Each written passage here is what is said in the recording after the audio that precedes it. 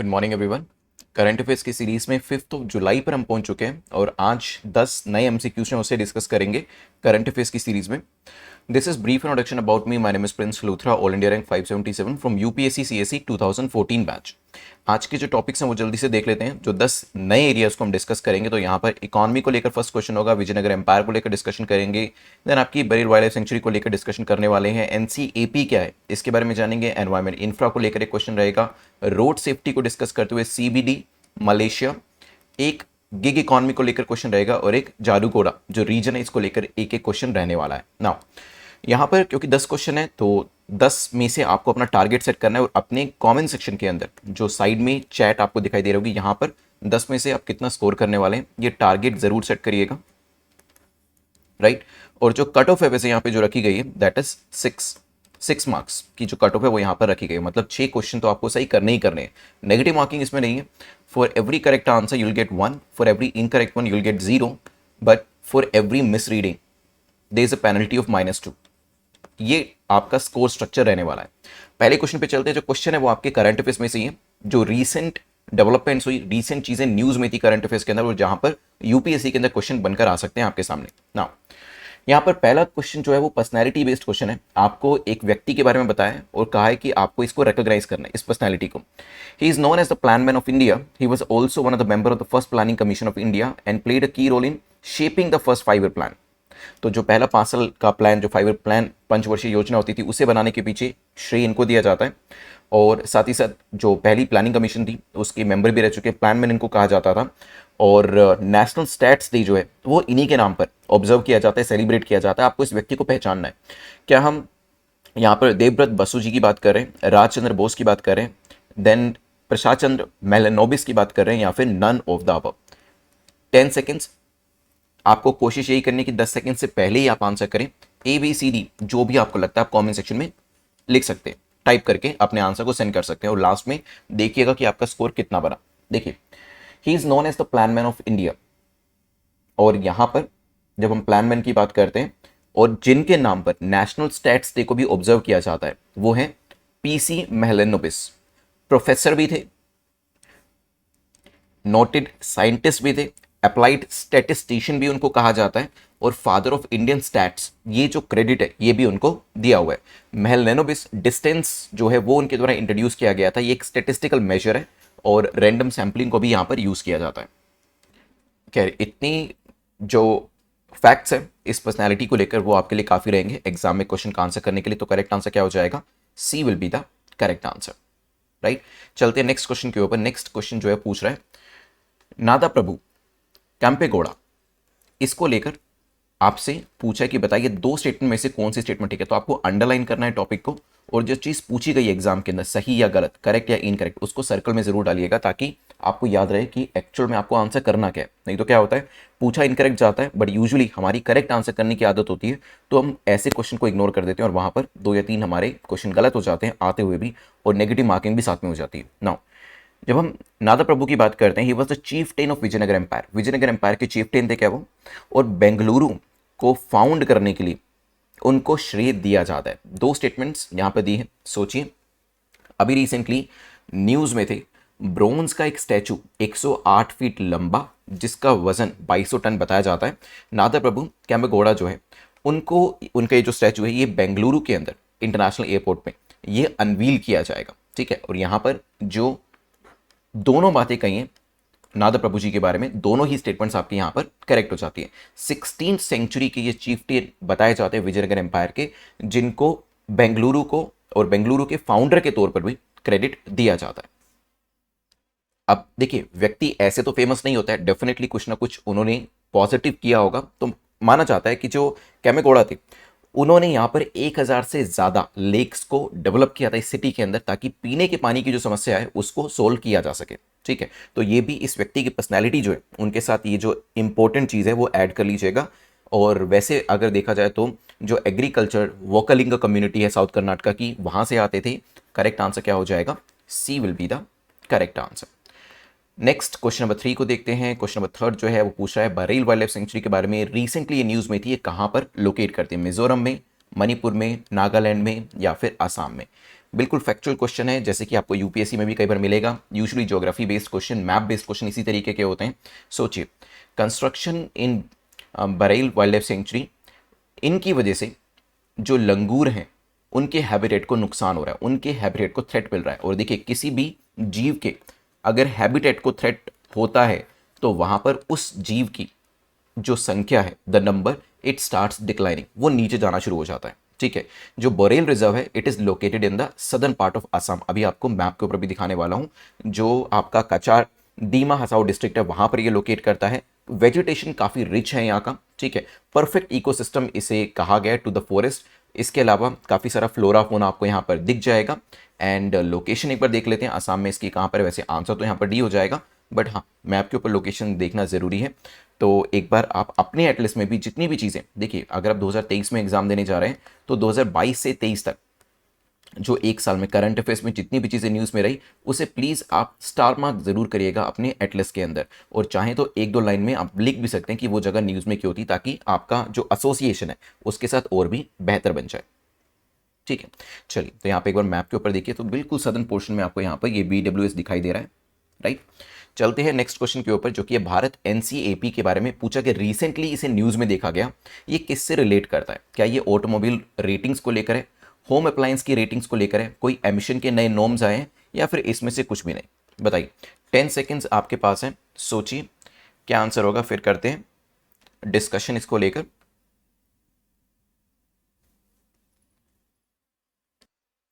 आप अभी रिसेंटली इस चीज़ को नोट डाउन कर ही रहे होगे कि इंडिया जो है बहुत सारी रेटिंग्स जो है, बहुत सारे मेजरमेंट जो है वो अपने ही लेकर आ रहा है। ठीक है, हमारे पास जो भारत स्टैंडर्ड रेटिंग है वो भी अपनी, हम यूरोपियन रेटिंग्स को यूज़ नहीं करते हैं। आपने देखा होगा भारत स्टैंडर्ड 1 2 3 4 फिर 6 हमने देखा यहाँ पर। तो उसी तरीके से यहाँ पर ऑटोमोबाइल रेटिंग जो है वो यहाँ पर लेकर आई गई है। बेसिकली ऑटोमोबाइल रेटिंग का मतलब ये है कि कौन सा ऑटोमोबाइल कितना सेफ है, तो सेफ्टी के आधार पर ये रेटिंग दी जाती है। सेफ्टी के आधार पर 1 to 5 की जो रेटिंग है वो यहां पर दी जाती है। भारत की जो NCAP रेटिंग है ये प्रोवाइड करती है कंज्यूमर को, एक इंडिकेशन देती है कि जो भी व्हीकल आप खरीदने वाले हैं वो कितना सेफ है। वो जो एडल्ट ऑक्यूपेंट्स हैं उनके लिए कितना सेफ है, बच्चों के लिए, मतलब जो मोर देन 18 ईयर्स ओल्ड है, इक्वल टू 18 ईयर्स है, उनके लिए कितना सेफ है, बच्चों के लिए कितना सेफ है, सेफ्टी असिस्ट टेक्नोलॉजीज उसके अंदर कितनी रखी गई, और उसके मुताबिक ही यहां पर उसको रेट किया जाता है।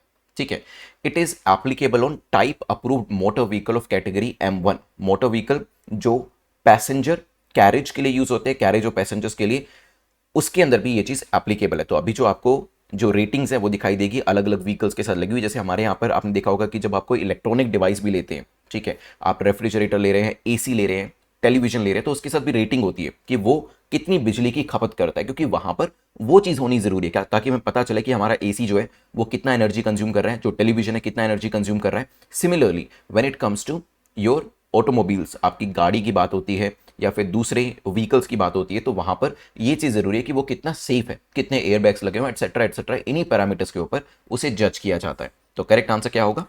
ए will be the correct answer.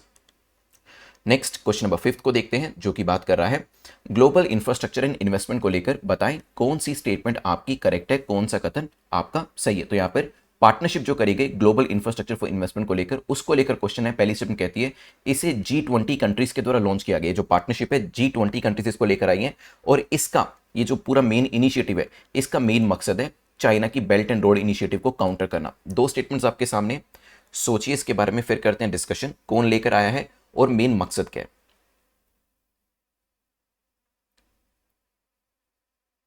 देखिए, कभी भी जो भी ग्रुपिंग इस तरीके की चीज को लेकर आएगी, कोई डायरेक्टली तो बोलने वाला है नहीं कि ये चाइनीज के अगेंस्ट हम लेकर आ रहे हैं, या चाइना की बेल्ट एंड रोड इनिशिएटिव के अगेंस्ट में लेकर आ रहे हैं। कोई ओपनली तो नहीं कहता। इवन क्वाड जो है वो हम सभी जानते हैं कि चाइना को काउंटर करने के लिए लेकर आएगा, लेकिन ओपनली कोई नहीं बोलेगा। क्वाड मेंबर्स तो बिल्कुल ही नहीं बोलेंगे। उसी तरीके से यहां पर ये जो इनिशिएटिव लेकर आया गया, पहली बात तो ये G7 कंट्रीज के द्वारा लेकर आया गया है, लेकिन ओपनली कोई नहीं बोलेगा। तभी यहां पर कहा जा रहा है it is being seen as, इसे चाइना को काउंटर करता हुआ माना जा रहा है, या उस तरीके से देखा जा रहा है कि ये आने वाले टाइम में चाइना को काउंटर करेगा। ठीक है, कोई ये नहीं कह रहा कि ये चाइना को काउंटर करने के लिए ही बनाया गया है, क्योंकि वो स्टेटमेंट गलत हो जाएगी। ये कहा जा रहा है कि इसे इस तरीके से देखा जा रहा है कि ये चाइना को काउंटर करेगा। ठीक है, तो यहां पर सेकंड स्टेटमेंट हमारी क्या हो जाती है? इट इज करेक्ट, क्योंकि इसे उसी हिसाब से ही परसीव किया जा रहा है। प्रोजेक्ट जो है उसे देखा जा रहा है कि जो चाइना का BRI है, बेल्ट एंड रोड इनिशिएटिव, उसको ये कहीं ना कहीं काउंटर करेगा। ठीक है, यूएस प्रेसिडेंट जो बाइडेन जो है उन्होंने अपने G7 अलाइज के साथ अनाउंस किया है कि वो 600 बिलियन को कलेक्टिवली मोबिलाइज करेंगे। 600 बिलियन काफी बड़ा अमाउंट होता है और इसे 2027 तक करने की बात करी गई है। और इसमें कहा गया कि इसके थ्रू ये पूरा का पूरा जो चाइना का इनिशिएटिव है उसको काउंटर किया जाएगा। इंफ्रास्ट्रक्चर प्रोजेक्ट जो है वो यहाँ पर developing and middle income countries के अंदर बनाए जाएंगे। तो करेक्ट आंसर क्या हो जाएगा यहाँ पर? जो पहली स्टेटमेंट है वो आपकी इनकरेक्ट है, सेकंड स्टेटमेंट आपकी ठीक है, तो B will be the correct answer. Right, चलिए नेट 50 कूपन कोड आपका अवेलेबल है जो आप यूज कर सकते हैं। देखिए जो 2023 की सीरीज है it is just like day wise preparation. तो इसमें आपकी डे वाइज प्रिपरेशन होती है, आपको 1 बाय 1 सारे डेज को कवर करना है। देखिए अगर आप कवर कर पाए तो ही आप इसमें एनरोल कराइए। ऐसा नहीं कि आपने ले लिया, 2 दिन कवर किया, 3 दिन कवर किया, फिर छोड़ दिया, because then you will not be able to reap the benefit, तब आपको बेनिफिट नहीं मिलेगा। डिसिप्लिन जो है एग्जाम के लिए इंपॉर्टेंट है, चाहे आप किताब में से तैयारी करें चाहे किसी भी कोर्स में से तैयारी करें, लेकिन हाँ डिसिप्लिन जो है वो काफी जरूरी है। तभी पूरे कोर्स को डे वाइज डिवाइड किया गया था ताकि आप एक चेक रख सके अपने ऊपर कि क्या डे को आप कंप्लीट कर पा रहे हैं या नहीं। ज्यादा टाइम नहीं लगता है, आप चाहें तो 2 घंटे में एक पूरे डे को कंप्लीट कर सकते हैं, उसके बाद सेल्फ स्टडी कर सकते हैं। लेकिन हाँ ये एक तरीके का बैरोमीटर होगा ये चीज चेक करने के लिए कि क्या डेली का डेली जो टास्क आपको दिया जा रहा है वो आप कर पा रहे हैं। इसमें जो डेली आपको एक वीडियो मिल रहा है, जो आपको MCQ प्रैक्टिस करने के लिए मिल रहे हैं ऑनलाइन, जो आपको PDF रिवाइज करने के लिए मिल रही है, वो डेली टू डेली आप कर पा रहे हैं या नहीं कर पा रहे हैं। अगर आपको लगता है कि you can do it only then you should enroll, otherwise you should skip. Now चलते हैं क्वेश्चन नंबर 6 के ऊपर जो कि बात कर रहा है which of the following international organization has recently financed India's program on road safety. तो कौन सी ऑर्गेनाइजेशन ऐसी है जिसने अभी रिसेंटली कहा कि रोड सेफ्टी के अंदर वो इंडिया को फाइनेंस करेंगे? So is it IMF, is it world bank, is it WHO, या फिर इज इट एन NGO जिसका नाम अराइव सेफ यहां पर आपको दिया है। 10 सेकेंड्स आपके पास है। देखिए सबसे पहले when it comes to financing, NGO तो खुद ही फाइनेंस मांगता है, उसके पास इतनी कैपेसिटी नहीं होती है कि वो किसी को फाइनेंस करे। ठीक है, तो ये तो आप वैसे ही हटा सकते थे। वर्ल्ड हेल्थ ऑर्गेनाइजेशन का काम भी फाइनेंस करना नहीं है, अगेन ये भी इसके अंदर भी फंडिंग करी जाती है, पैसा इसको दिया जाता है, राइट। तो यहां पर ये भी आप हटा सकते थे। तो A या B दोनों में से आपको चॉइस लेनी थी।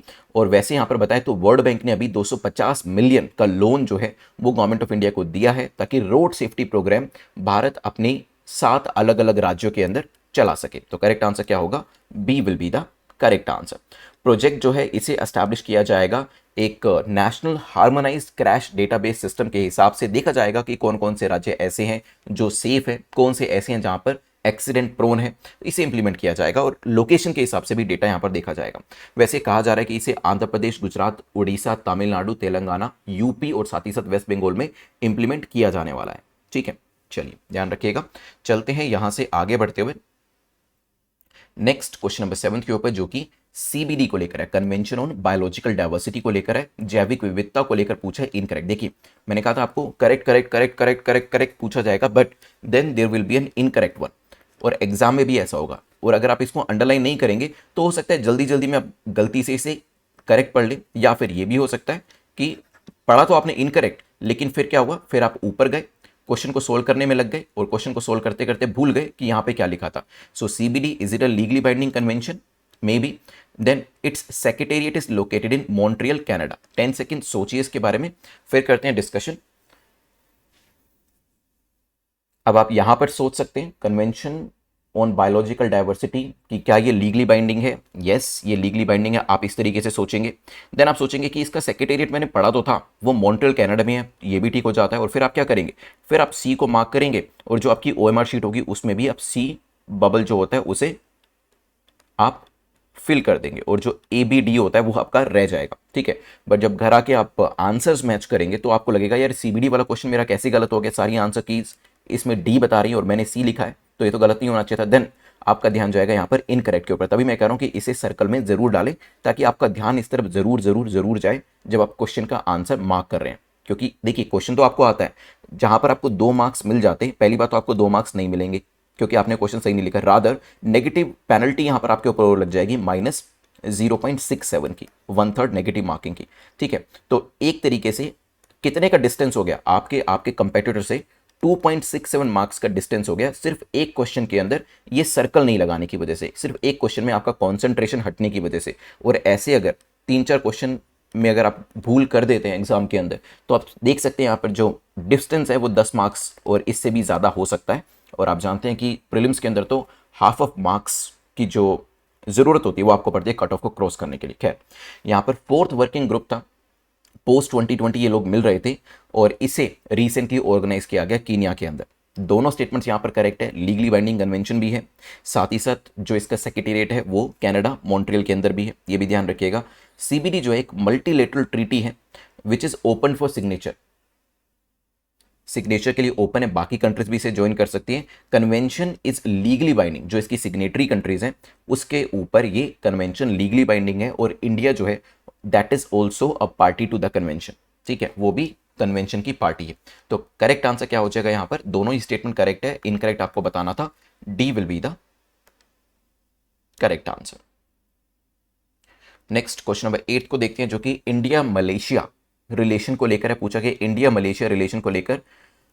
पहला है हरिमो शक्ति, it is a joint military exercise जो कि दोनों कंट्रीज आपस में करती हैं। क्या इस नाम की कोई एक्सरसाइज होती है दोनों के बीच में? May be. दोनों ने caeca that is comprehensive economic cooperation agreement को साइन किया हुआ है, सोचिए फिर करते हैं discussion. Recently Indian defence minister जो हैं उन्होंने मलेशियन डिफेंस मिनिस्टर के साथ एक मीट करी और दोनों ने कहा कि हमें अपने डिफेंस कोऑपरेशन को बढ़ाना चाहिए। और वैसे भी ऊपर चाइना भी है और मलेशिया, इंडोनेशिया जैसी कंट्रीज भी चाइना से परेशान है। एक्चुअली साउथ चाइना सी में जितने भी कंट्रीज हैं वो चाइना से परेशान है, तो यहाँ पर कोशिश करी जा रही है कि किसी न किसी तरीके से डिफेंस एग्रीमेंट्स किए जाए।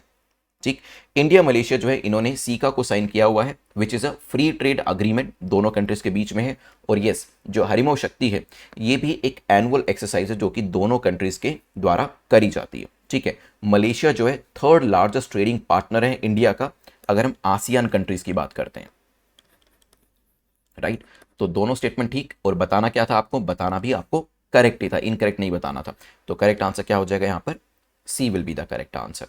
नेक्स्ट क्वेश्चन इकोनॉमी एरिया से है, गिग इकोनॉमी के लेकर पूछा है कि बताइए कौन सी स्टेटमेंट गिग इकोनॉमी को लेकर आपकी सही है। गिग वर्कर्स वो वर्कर्स होते हैं जिनकी लाइवलीहुड पूरे तरीके से डिपेंड करती है एक ऐसे रिलेशनशिप के ऊपर जो एम्प्लॉयर एम्प्लॉई अरेंजमेंट से बिल्कुल अलग होता है। May be. Second, platform India initiative will enhance skill development among the gig and the platform workers. तो प्लेटफॉर्म इंडिया जो है वो क्या कर रहा है, वो ऐसा बताया जा रहा है कि गिग वर्कर्स और प्लेटफॉर्म वर्कर्स जो है इनके स्किल को इंप्रूव करेगा। मे बी, हो सकता है। 10 सेकेंड्स सोचिए। रिसेंटली नीति आयोग के द्वारा एक रिपोर्ट को लेकर आया गया जो कि gig and platform economy of India के ऊपर थी। इसको टाइटल दिया गया India's booming gig and platform economy. आपने देखा ये जो गिग इकोनॉमी थी एक 2020 में कोरोना के टाइम में और थोड़ा उससे पहले भी काफ़ी ज़्यादा फेमस हुई थी जैसे जैसे नए नए स्टार्टअप्स आ रहे थे।